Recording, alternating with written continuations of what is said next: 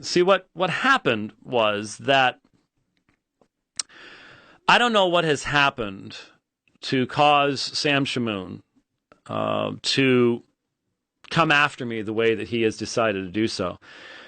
Up through November, we had fairly regular conversations. There have been many times in the past when I've had to object to Sam's language and his behavior toward others. But at the same time, if I have things to repent for, the first would be the one I mentioned earlier, and that is in the past ever having done debates where the individual I was debating was not a very important part of my thinking in regards to a desire to see that individual see Christ in me. If anyone engages in debate that does not have that desire, they shouldn't be doing it, not as a Christian. And so there was more than once when there's something, I forget when it was. I think it was last year sometime, maybe early last year or late 2015. Don't remember what it was. But Yusuf Ismail sent me materials about some of the things that Sam Shamoun had said. And I've heard clips from Pal Talk. Anybody using Pal Talk's in trouble. That's just all there is to it. Pal Talk is just, Pal Talk's bad news. But I had been sent clips that were, just, this is not how a Christian should behave. And if the first thing that I have to repent of is ever having engaged in debate for the wrong reasons with wrong attitudes, then pray that I will be better at that in the future. That you should be praying fervently for the person that you're engaging and for the people that are going to hear that in the future. And I've been thinking a lot about two specific phrases in the New Testament: adorning the gospel, or adorning the teaching. In other words, by our behavior, we can either distract from or adorn the teaching. We can make it even more understandable to someone when it is spoken with love in the heart. Gospel truth spoken in hatred will not be blessed by the Spirit of God. Gospel truth spoken in hatred will not be blessed by the Spirit of God. And so if you are one of my Muslim debate opponents in the past, I want you to understand that I pray for you. I care about you. And if I have not communicated that, part of it's because, I'm just not the warmest guy on the planet. It's always just sort of the way I am. I'm more of a, believe it or not, more of an introvert than an extrovert. But the reality is that it doesn't matter. Sam has used his being Assyrian as an excuse. Well, I'm Assyrian. We're just very aggressive. Well, I'm Scottish. That means we're very closed. Both of them are stupid excuses. The Spirit of God, if the Spirit of God dwells in you, all the rest of that stuff's ridiculous. Doesn't matter. It just doesn't matter. So I ask for your forgiveness if I have in any way not adorned the gospel. The other phrase that I've been thinking of is in Ephesians 4:15. Speaking the truth in love. Speaking the truth in love. What does it mean to be honest, to speak truth, but only within the context of love? What does that look like in our day? How do you not compromise and yet be loving? That balance is not easy, but I'm going to tell you one thing. It's cowardice and it's laziness to not try to maintain that balance. It's easy to go the nuclear route. It's easy to go the flamethrower route. That's the easy way. That's the cheap way out. Trying to maintain that balance, it's exhausting. It's exhausting. It really, really is. So the other thing that I would have to repent of is there were far too many times when Sam would do something, and I'm like, that's Sam the Assyrian, That's just his thing. And I didn't call him on the carpet for it, and I should have. Because there is a soft-hearted Sam Shamoun. There really is. And by the way, we've got screenshots out the wazoo on our hard drives here, including one where early on, Sam's bullying me and say, he better not do a dividing line. He'll have to deal with me, and this type of thing.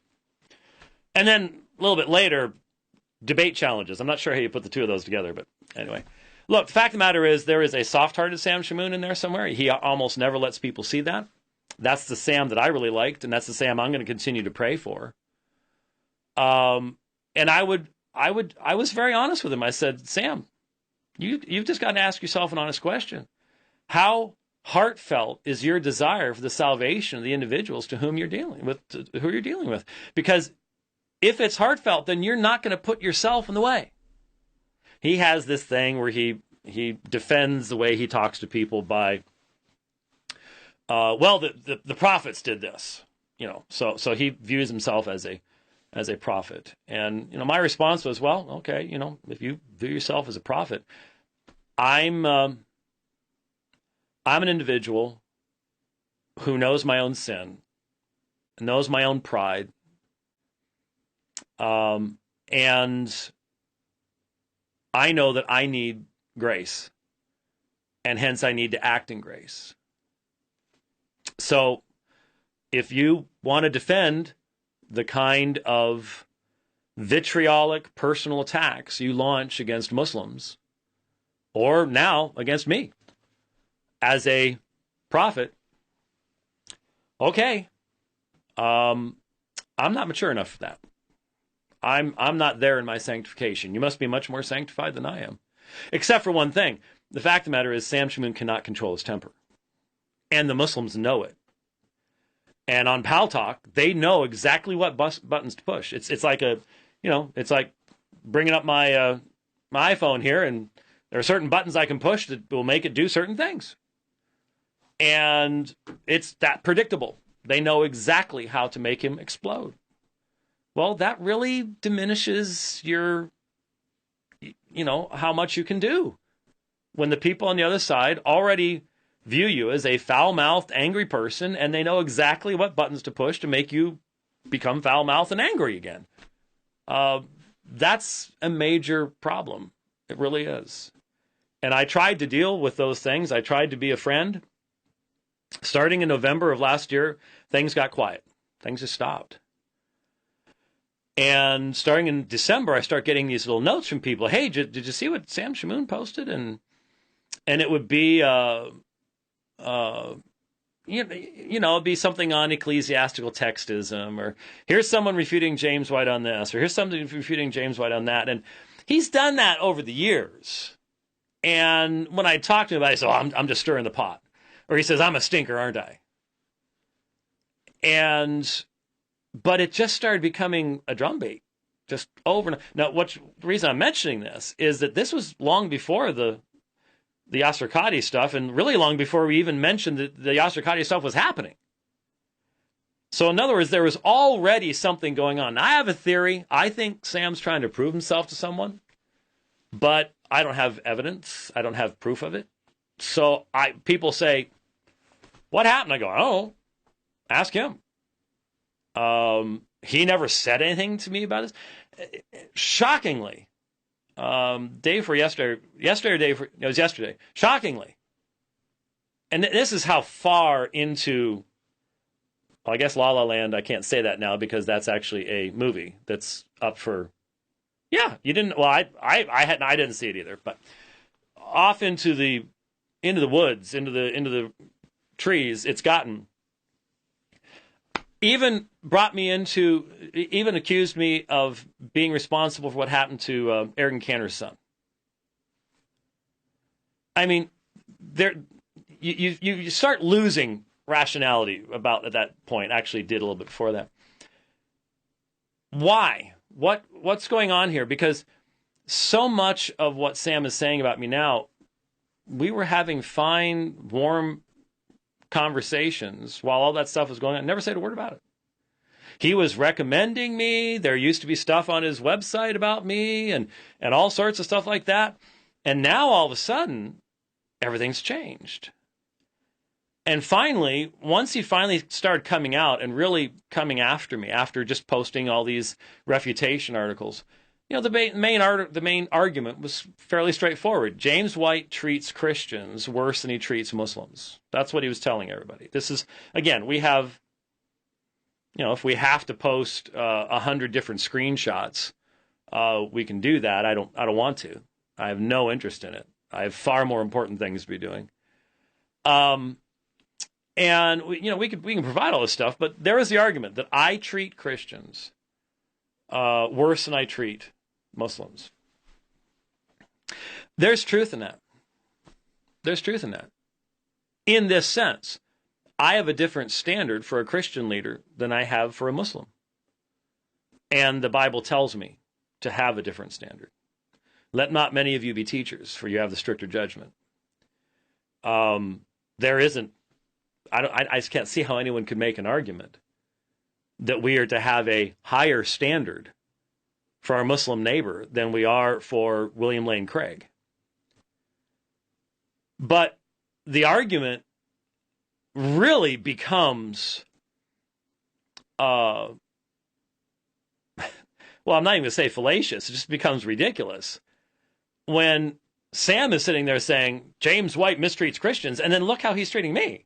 I think maybe he's getting around that because I've been sent a number of times now the same graphic where he liked on Facebook a comment from one of his followers calling me an apostate. And as I said, Maury's already done that. So maybe he just doesn't even think I'm a Christian. Maybe that's where he's gone now. And if that's the case, wow. There you go. From friendship to you're not even a Christian in 3 easy steps, I guess. So I do hold someone like William Lane Craig to a higher standard.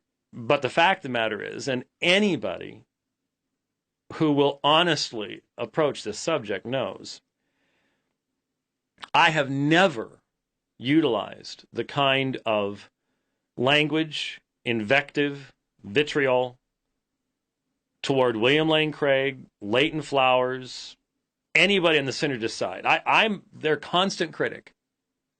But I've never used the kind of language that Sam uses not only of Muslims, but of me in criticizing them. So how can you even make the argument?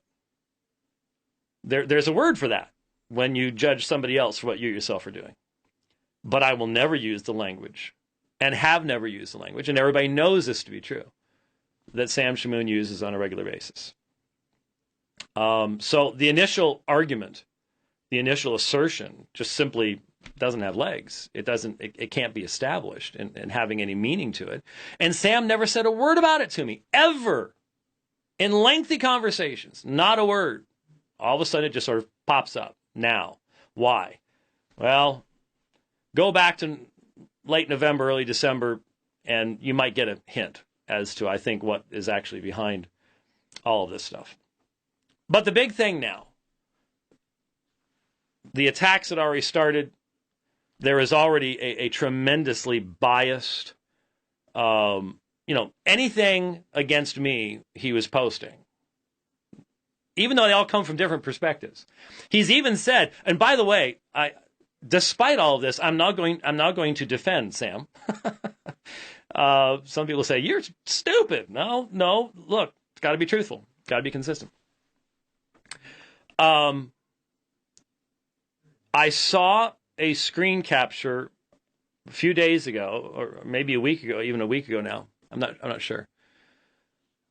Where Sam actually made the statement that he has abandoned belief in particular redemption because of my arguments. Not because of someone else's arguments against it, but because of my arguments. Now, when I hear someone say that, I just remember how many Mormon missionaries I've talked to on sidewalks who had no answers for anything.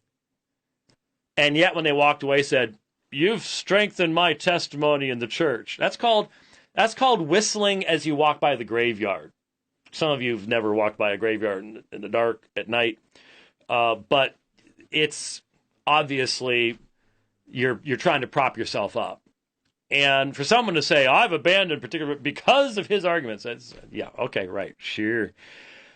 But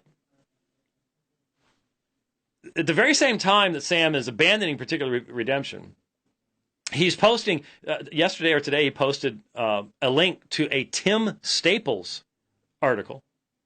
Proclaimed Trent Horn the winner of the debate. Do we see a future Roman Catholic here? Hope not.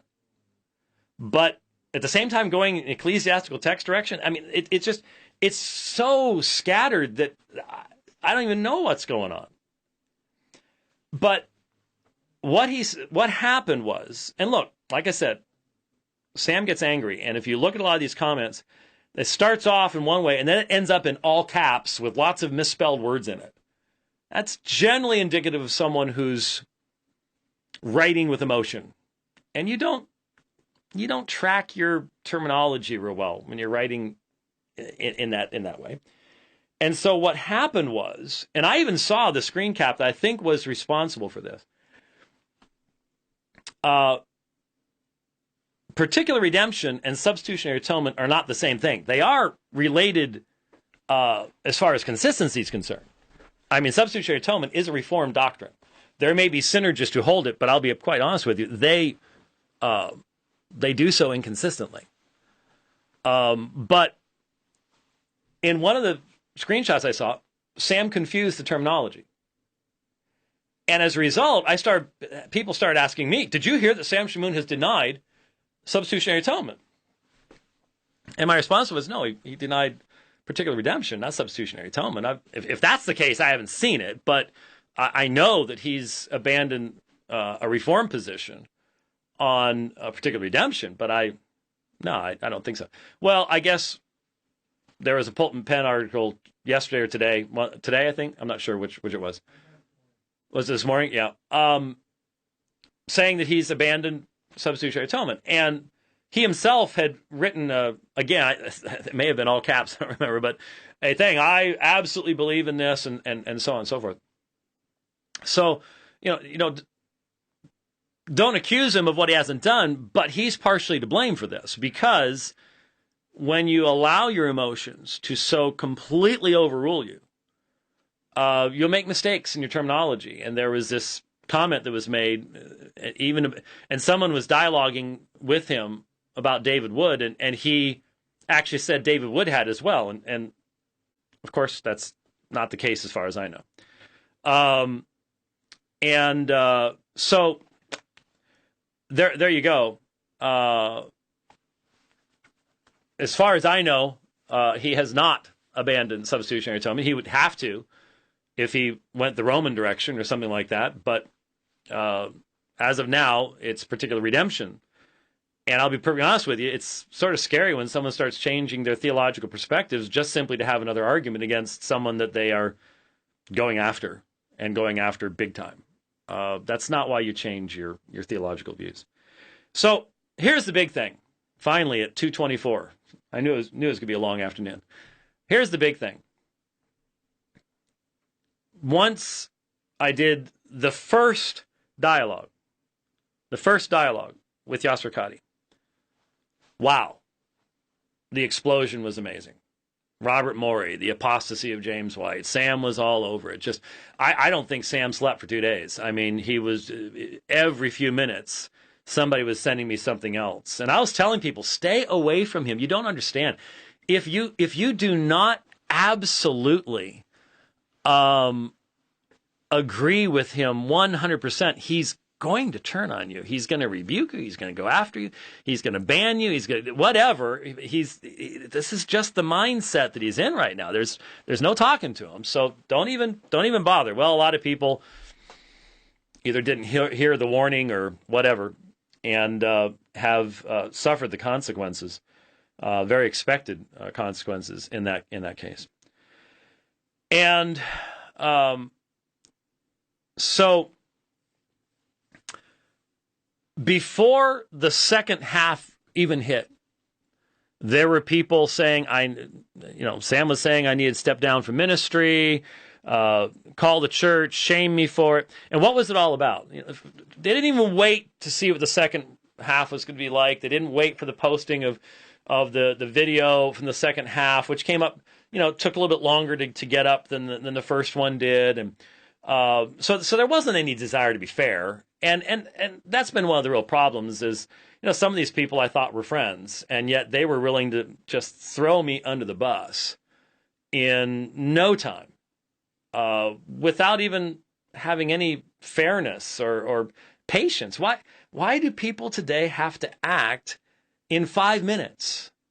This is what social media has done to us. It has to be done now. There's no time to actually allow somebody to, I hadn't even addressed the issue. And yet it's like, well, nope, no, we're not going to, you're out of here. We'll no longer work with you, and you shouldn't be involved in doing debates with Muslims and all the rest of that kind of stuff. It's like, whoa, wow, learned a lot during that, that's for sure.